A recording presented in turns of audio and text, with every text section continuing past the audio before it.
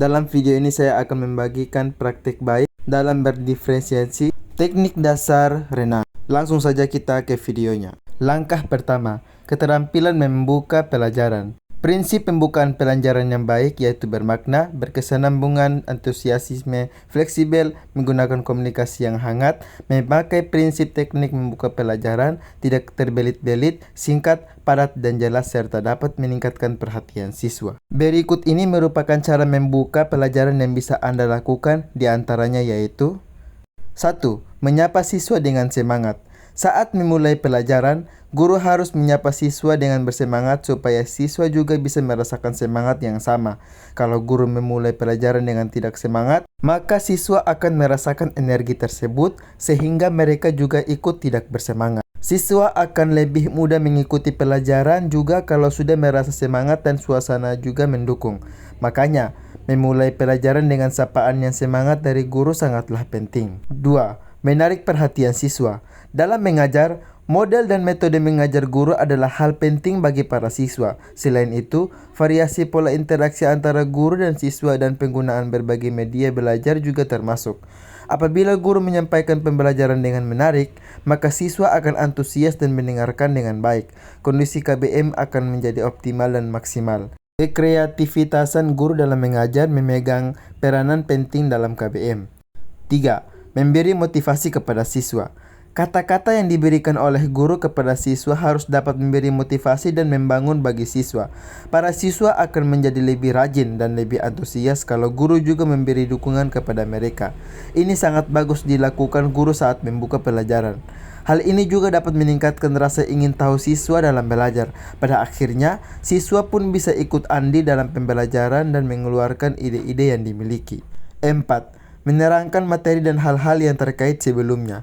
Guru dapat memulai pelajaran dengan menjelaskan tentang keterkaitan materi yang akan dibahas pada pertemuan itu dengan materi sebelumnya. Dengan begitu, siswa akan tahu dan lebih mudah mengerti tentang materi yang akan dibahas, dan juga bahwa materi ini merupakan materi yang berlanjut dari materi pertemuan sebelumnya. Guru juga dapat menjelaskan tujuan dari pemberian materi tersebut. Siswa akan lebih paham tentang alur pelajaran mereka pada pertemuan tersebut. Pemberian informasi seperti ini sangat diperlukan untuk kelancaran siswa dalam memahami isi materi. Hal ini juga membuat siswa jadi lebih ingat dengan materi pelajaran yang telah diajarkan. Mereka juga memiliki gambaran materi pelajaran yang akan diajarkan selanjutnya.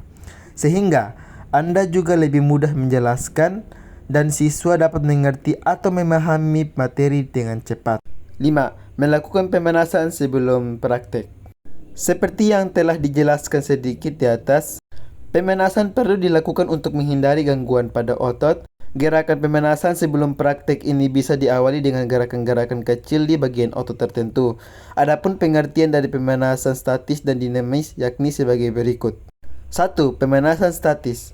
Pemanasan statis adalah salah satu jenis peragangan tubuh yang dilakukan sebelum melakukan olahraga. Pemanasan statis disebut juga sebagai aktivitas pasif yang tidak terlalu menghasilkan peningkatan suhu pada otot. 2. Pemanasan dinamis. Pemanasan dinamis disebut juga dengan peregangan aktif. Jenis pemanasan ini dapat menghasilkan peningkatan suhu otot dengan cara menggerak-gerakan tubuh. Gerakan ini dilakukan secara berirama tanpa mempertahankan posisi peregangan terjauh. Langkah kedua. Inti pembelajaran. Inti pembelajaran merupakan proses pembelajaran untuk mencapai tujuan yang dilakukan secara interaktif, inspiratif, menyenangkan, menantang, memotivasi peserta didik untuk secara aktif mencari informasi, serta memberikan ruang yang cukup bagi prakarsa. Pada kegiatan inti pembelajaran, kegiatan yang guru laksanakan yaitu penguasaan materi pelajaran, penerapan strategi pembelajaran yang mendidik, penerapan pendekatan saintifik, pemanfaatan sumber belajar atau media dalam pembelajaran, pelibatan peserta didik, penggunaan bahasa yang benar dan tepat dalam pembelajaran.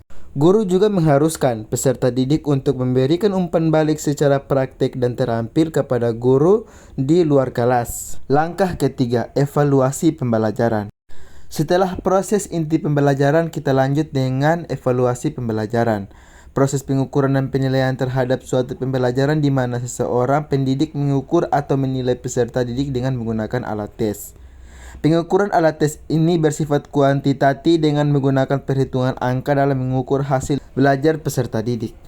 Evaluasi pembelajaran bertujuan untuk mengumpulkan informasi yang menjadi landasan dalam mengukur tingkat kemajuan, perkembangan, dan pencapaian belajar peserta didik serta keefektifan pendidik dalam mengajar. Pengukuran dan penilaian menjadi kegiatan utama dalam evaluasi pembelajaran. Tugas guru dalam melakukan evaluasi yaitu membantu siswa dalam mencapai tujuan umum dari pendidikan yang telah ditetapkan. Agar tercapai tujuan pendidikan yang dimaksud, seorang guru perlu bertindak secara aktif dalam membantu setiap langkah dalam proses pembelajaran. 5 prinsip yang harus dimiliki guru dalam evaluasi pembelajaran. 1. Kontinuitas. Evaluasi dalam pembelajaran tak hanya dilakukan ketika ujian tengah semester atau akhir semester saja. Lebih dari itu, jika bapak atau ibu guru ingin melihat perubahan nilai dari siswa harus dilakukan secara berkesinambungan. Artinya, sejak dari tahap penyusunan rencana pembelajaran hingga pelaporannya tetap harus dipantau secara kontinu. 2. Komprehensif. Mungkin tak jarang beberapa guru hanya fokus pada aspek kognitif dari siswanya. Padahal, 2 aspek lainnya yaitu kognitif dan efektif turut berperan besar dalam proses evaluasi pembelajaran.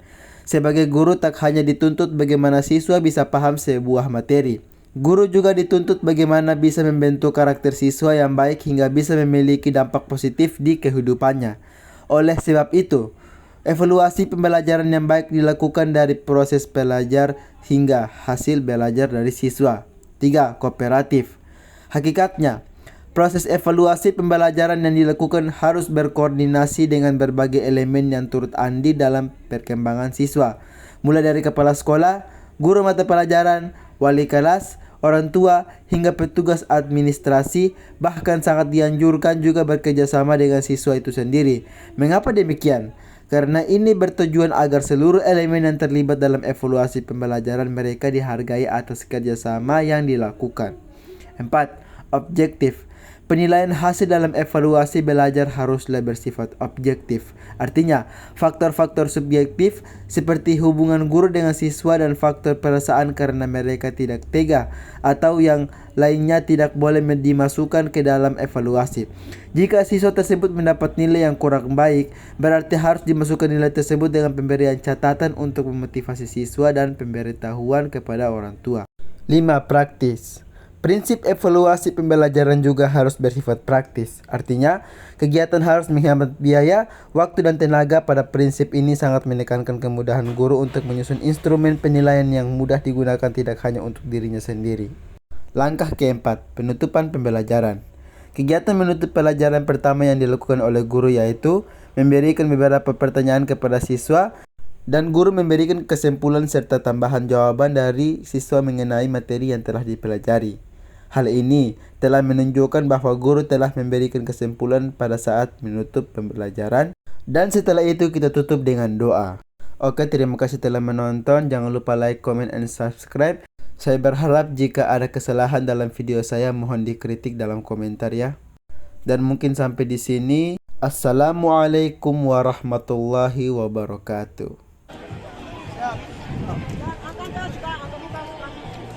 Itu mungkin pembelajaran untuk hari ini. Sampai ketemu di minggu depan. Oke. Balikan bubar jalan.